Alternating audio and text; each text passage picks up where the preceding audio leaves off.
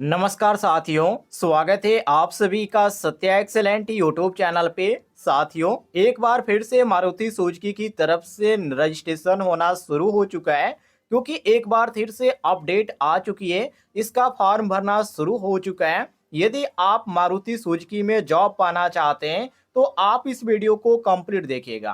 पूरी वैकेंसी के बारे में आपको डिटेल में जानकारी देने वाले हैं। साथ ही साथ आपको बताने वाले हैं कैसे आप इस फॉर्म को मोबाइल के द्वारा भी भर सकते हैं। लेकिन ये जो भर्ती है कुछ ही राज्यों के लिए निकल के आ रही है। चलिए इसके बारे में आपको डिटेल में जानकारी देते हैं। तो सबसे पहले तो आपको इस वेबसाइट पे आना है। वेबसाइट का लिंक आपको डिस्क्रिप्शन बॉक्स में मिल जाएगा। यहाँ पर सबसे पहले आपको एज के बारे में जानकारी देखने को मिल जाती है। 18 से 26 वर्ष के लोग अप्लाई कर सकते हैं। और ध्यान रखिएगा, ज्वाइनिंग की टाइम आपका उम्र इतना होना चाहिए। दूसरी बात, क्वालिफिकेशन आपका आईटीआई होना चाहिए और आईटीआई आप पास आउट होने चाहिए। अपेयरिंग वाले बिल्कुल भी अप्लाई नहीं कर सकते हैं। इसके बाद आईटीआई काउंसिल की बात करें तो इसमें एनसीवीटी वाले भी अप्लाई कर सकते हैं और एससीबीटी वाले भी अप्लाई कर सकते हैं। तो यदि आपने आईटीआई का कोर्स एनसीबीटी से कर रखा है या एससीबीटी से कर रखा है तो आप अप्लाई कर सकते हैं। इसके बाद साथियों आप नीचे आ जाते हैं तो यहाँ पर आपको राज्य यहाँ पे चुनने का ऑप्शन देखने को मिल जाता है। अब यहीं से आपको समझ में आ जाएगा कि कौन कौन से राज्य के लोग इस फॉर्म को अप्लाई कर सकते हैं। तो जैसे आप यहाँ पे क्लिक करते हैं, इसमें केवल आपको दो राज्य दिखाई दे रहा है। एक यहाँ पे साथियों बिहार दिखाई दे रहा है और इसके बाद असम। तो यदि आप बिहार के रहने वाले हैं तो अप्लाई कर सकते हैं और असम के रहने वाले हैं तो अप्लाई कर सकते हैं। तो चलिए मैं यहाँ पे बिहार पे क्लिक कर देता हूँ। और इसके बाद आपको करना क्या है, यदि आप पहले कभी भी फॉर्म भरे होंगे तो आपको ऑलरेडी रजिस्ट्रेशन पे क्लिक करना है। और यदि आप पहली बार फॉर्म अप्लाई कर रहे हैं तो आपको न्यू रजिस्ट्रेशन पे क्लिक कर देना है। जैसे आप साथियों न्यू रजिस्ट्रेशन पे क्लिक करते हैं, थोड़ा सा प्रोसेसिंग लेगा और इसके बाद आपके सामने वेबसाइट ओपन हो जाएगी, जैसे कि आप यहाँ पर देख सकते हैं। तो सबसे पहले आपको यहाँ पर अपना पूरा नाम फिल करना है। इसके बाद पिताजी का नाम फिल करना है और यहाँ पे आप अपना जेंडर सेलेक्ट कर लेंगे। जैसे कि मैं यहाँ पे सेलेक्ट कर लेता हूँ, आप भी सेलेक्ट कर लीजिएगा। डेट ऑफ बर्थ यहाँ पर आपको यहाँ पर फिल करना है और यहाँ पे ईमेल आईडी, इसके बाद मोबाइल नंबर। इसके बाद साथियों यहाँ पर आप आ जाते हैं तो आपको शिक्षा का स्तर क्या है, 10वीं है। और यहाँ पर वैकल्पिक आपको मोबाइल नंबर देखने को मिल जाता है और यहाँ पर अल्टरनेट मोबाइल नंबर भी देखने को मिल जाएगा।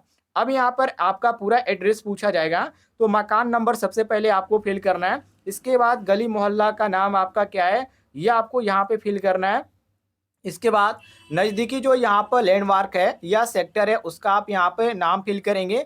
पुलिस स्टेशन का आपका कहाँ पर है वो आप फिल करेंगे। तहसील का आपका कहाँ पर है वो फिल करेंगे। इसके बाद साथियों आप यहाँ पे कंट्री सेलेक्ट करेंगे। जैसे मैं यहाँ पे क्लिक करता हूँ तो देखिए इंडिया केवल शो हो रहा है, तो आप भी सेलेक्ट कर लीजिएगा। बाकी बिहार राज्य मेरा पहले से सेलेक्ट है। इसके बाद साथियों यहाँ पर आप अपना जिला सेलेक्ट कर लीजिएगा जिस जिले के अंतर्गत आप आते हैं और वहाँ का आपको पिन कोड यहाँ पे फिल करना पड़ेगा। और यहाँ पर आपका मेन चीज यहाँ से स्टार्ट होता है। देखिए ऊपर जो आपने एड्रेस भरा है वो आपका एड्रेस और यहाँ पे प्रेजेंट एड्रेस, मतलब कि जहाँ आप हैं वहीं से फॉर्म अप्लाई कर रहे हैं। जहाँ आपका जन्म स्थान है तो आपको यहाँ पे टिक कर देना है। यदि आप मान लीजिए गांव में आपका जन्म हुआ है और इस समय आप जो है दूसरे जगह रह रहे हैं लेकिन आपका जो अस्थाई पता है वो गांव का है, तो आपको यहाँ पर अदर आपको जहाँ इस समय फिलहाल रहे वो आपको एड्रेस यहाँ पे फिल करना पड़ेगा। तो ये चीज़ ध्यान रखिएगा। ये सभी चीज़ें आपको फिल करते हुए नीचे आ जाना है। इसके बाद साथियों आप यहाँ पे नीचे आ जाते हैं तो कैटेगरी चूज करने के लिए कहा जाएगा किस कैटेगरी के अंतर्गत आप फॉर्म अप्लाई कर रहे हैं। इसके बाद मूल निवासी आप कहाँ पर है, कहाँ के हैं ये आपको फिल करना है। वैवाहिक स्थिति आपका क्या है ये आपको फिल करना है। ब्लड ग्रुप साथियों आपको फिल करना है। आधार नंबर आपको यहाँ पे फिल करना है। इसके बाद पेन नंबर का भी डिटेल आपसे मांगा जाएगा तो यहाँ पर आपको फिल कर देना है। अब यहाँ पे एजुकेशन का आपको पूरा यहाँ पे डिटेल भरने के लिए कहा जाएगा। जैसे कि 10वीं में आपका किस कॉलेज से आपने यहाँ पे पास किया और यहाँ पे आपका रेगुलर था या पत्राचार था, या आप यहाँ पे जो आपका एडमिशन हुआ उस समय कौन सी डेट थी और जब आपने यहाँ पे स्टार्ट किया कोर्स उसका डेट क्या था और इसका पास करने का महीना आपका क्या था। ये सभी चीज़ें आपको यहाँ पे डिटेल में फिल करना पड़ेगा। और ये जो डिटेल है साथियों 10वीं का भी आपको फिल करना पड़ेगा, 12वीं का भी और यहाँ पे ग्रेजुएशन का। तो मैं आपसे कहूँगा कि आप तो यहाँ पे केवल 10वीं का फिल कीजिएगा क्योंकि इसकी कोई भी ज़रूरत नहीं है। इसके बाद साथियों आप यहाँ पे आ जाते हैं तो आईटीआई का डिटेल आपसे मांगा जाएगा। आईटीआई आपने किस कॉलेज से पास किया वो आपको फिल करना है। किस ट्रेड से फिल किया आपने पास किया वो आपको फिल करना है। वैसे आप इस पे जैसे क्लिक करेंगे तो यहाँ पे सारे ट्रेड आपको देखने को मिल जाएंगे। इसमें आपको जो ट्रेड देखने को मिल जाते हैं, यहाँ पर देखिए इलेक्ट्रीशियन है, फिटर है और वेल्डर है। इसके बाद वेल्डर डीए आपको देखने को मिल जाता है, वेल्डर आपको, और यहाँ पे वेल्डर पाइप भी देखने को मिल जाता है, वेल्डर स्ट्रक्चरल भी देखने को मिल जाता है, वेल्डर वेल्डिंग और यहाँ पे इंस्पिरेशन भी देखने को मिल जाता है। ये बहुत सारे ट्रेड है जिसमें आप अप्लाई करना चाहते हैं, जिस ट्रेड से आपने आईटीआई का कोर्स किया है वो ट्रेड आप यहाँ पे सेलेक्ट कर लीजिएगा। इसके बाद आईटीआई का प्रकार, और मतलब यहाँ से आपसे पूछा जा रहा है गवर्नमेंट से आपने आईटीआई किया या प्राइवेट से, तो हम यहाँ पे प्राइवेट सेलेक्ट कर देंगे। आईटीआई आपका जो शुरू हुआ था कोर्स वो कब हुआ था ये आपको यहाँ पे सिलेक्ट करना है। पासिंग ईयर आपका क्या था वो आपको यहाँ पे सेलेक्ट कर देना है, फिल करना है। इसके बाद यहाँ पे काउंसिल पूछा जाएगा, तो आपने आईटीआई एनसीवीटी से कर रखा है या एससीवीटी से, ये पूछा जा रहा है। तो हमने आईटीआई का कोर्स एनसीवीटी से कर रखा है, तो एनसीवीटी सेलेक्ट कर लेंगे। इसके बाद यहाँ पे प्राप्त अंक कितना है, कुल अंक कितना था, ये सभी चीज़ें आपको यहाँ पे फिल करना है। इसके बाद साथियों अप्रेंटिस आपने कर रखा है या एक्सपीरियंस आपके पास है तो आप उसका डिटेल यहाँ पे फिल कर सकते हैं, सब कुछ यहाँ पे इजी है।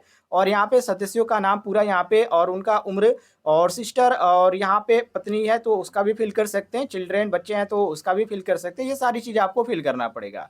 अब यहाँ पे साथियों सब कुछ आपको सही तरीके से फिल करना है। और यहाँ पर आपको फोटो अपलोड करने का ऑप्शन देखने को मिलेगा। अपना सबसे पहले फोटो अपलोड कीजिएगा, इसके बाद सिग्नेचर अपलोड कीजिएगा साथियों।